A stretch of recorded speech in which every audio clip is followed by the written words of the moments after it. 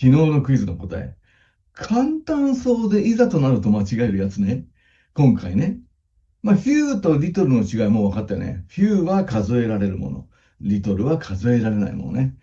問題は今度は、あがついてるフューとついてないフューの違い。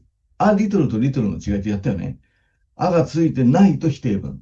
ついてると肯定文ってね、話したと思うんですけど、その考え方は、非角球の場合はどうなんだって話です。より少ないって言いたい時ね、fewer とかね、それから less とか。非角球の時どうなんのと。これ、間違えるかもしれないね。実は非角球になった場合は、これはなんてつかない。別につかないからといって否定になるわけでもないです。それ知らないと困るね。日曜日またやりますけど、number of と a load of なんかも、a lot of とどう違うのかを絶対知った方がいいですね。詳しくは日曜日にやりましょう。さて今日の問題です。頑張って。